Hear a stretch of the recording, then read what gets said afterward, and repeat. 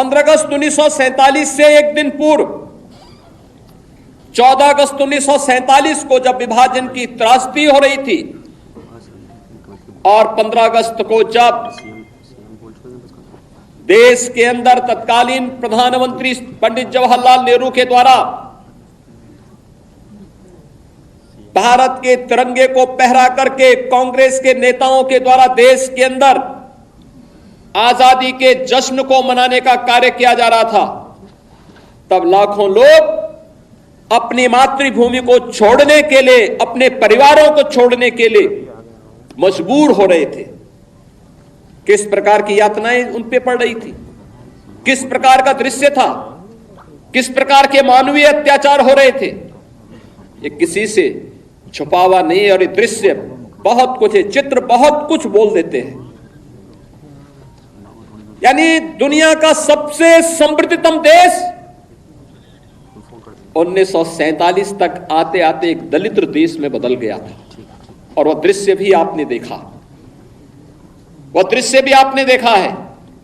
ये क्यों हुआ? क्या ये सच नहीं कि हमारी कुछ कमजोरियों ने आक्रांताओं को देश के अंदर आक्रमण करने के लिए एक स्पेस दिया? और जो गलतियां इतिहास के उन काले अध्यायों में हम सबके सामने कैद है, क्या वही गलतियां चुनाव के समय राजनीतिक नेतृत्व देश के अंदर इस प्रकार की गलतियां राजनीतिक दलों के द्वारा नहीं की जाती हैं? ये जाति के नाम पर विभाजन की त्रासदी तक पहुंचाने की एक कथा वही है जो पहले जातीयता के नाम पर होता था, जातिवाद के नाम पर होता था। आज वही कार्य, वही कृत्य, वही कारनामे राजनीतिक दलों के स्तर पर जातीयता का नग्न तांडव करके फिर उसी विभाजन की ओर ले जाने की कुछ सी चेष्टा की जा रही है। परिणाम क्या है? परिणाम आप सबके सामने फिर वही है। परिणाम फिर आपके सामने वही है। तिथि बदली है, लेकिन चेहरे बदले होंगे,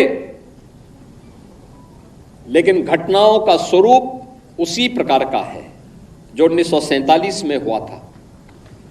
वही तो पाकिस्तान में आज भी हो रहा है। वही तो पूर्वी पाकिस्तान कहा जाने वाला आज का बांग्लादेश में वही तो हो रहा है। उस समय 10 लाख हिंदू एक साथ काटे गए थे, हिंदू सिख सभी थे, एक साथ काटे गए थे।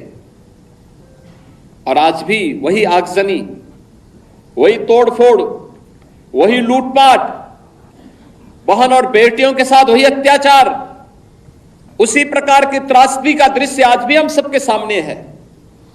और इस सब के बावजूद इस प्रकार के कार्यक्रमों को केवल एक औपचारिकता बना करके हम लोग केवल अपनी बात करने तक सीमित हो जाते हैं। आखिर कब इतिहास की इन गलतियों से हम सबक सीखेंगे? और आज मैं आप सबसे यही कहने के लिए आया हूं।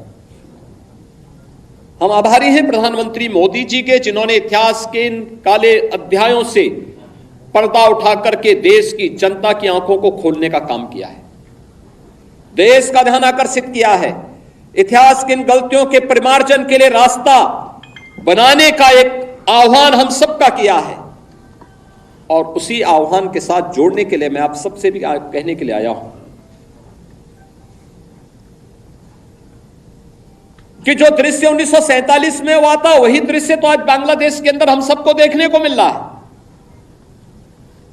1.5 करोड़ हिंदू किस तरीके से बांग्लादेश के अंदर आज चिल्ला चिल्ला करके अपने आप को, अपनी अस्मिता को बचाने के लिए गुहार लगा रहे हैं। और दुनिया के मुंह सिले हुए कथित सेकुलरिस्ट भारत के अंदर भी इनके मुंह सिले हुए एक भी शब्द इनका नहीं निकल रहा है,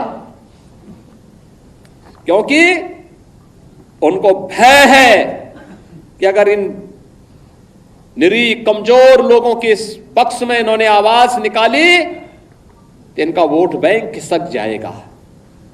वोट बैंक की चिंता है लेकिन मानवीय संवेदना इनकी मर चुकी है।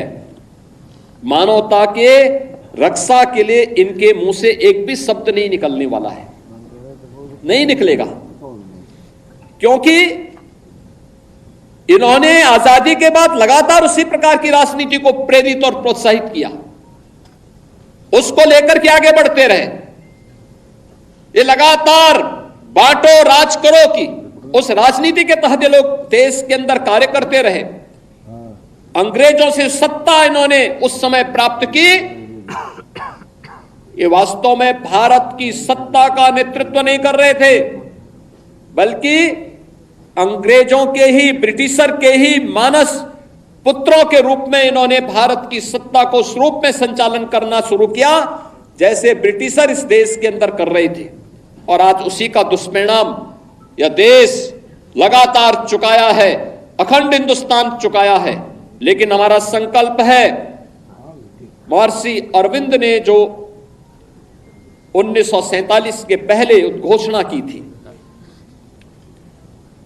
आजादी की त्रास, देश की विभाजन की त्रासदी आजादी के मिलने के बाद अक्सर उन्होंने इस बारे में अपनी चिंता व्यक्त भी की और उन्होंने इस बात को कहा था कि आध्यात्मिक जगत में पाकिस्तान कोई वास्तविकता नहीं है,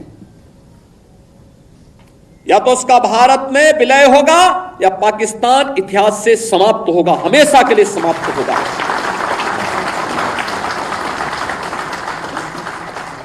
क्योंकि आध्यात्मिक जगत में जब जिसका कोई वास्तविक अस्तित्व नहीं है उसको नष्ट ही होना है, और उसकी नष्टता, उसके नश्वरता को हमें संदेह की निगाहों से नहीं देखना चाहिए। हमें यह मानना चाहिए ये होगा, लेकिन इसके लिए हमें भी तैयार होना होगा, हमें भी अपने आप को तैयार करना होगा।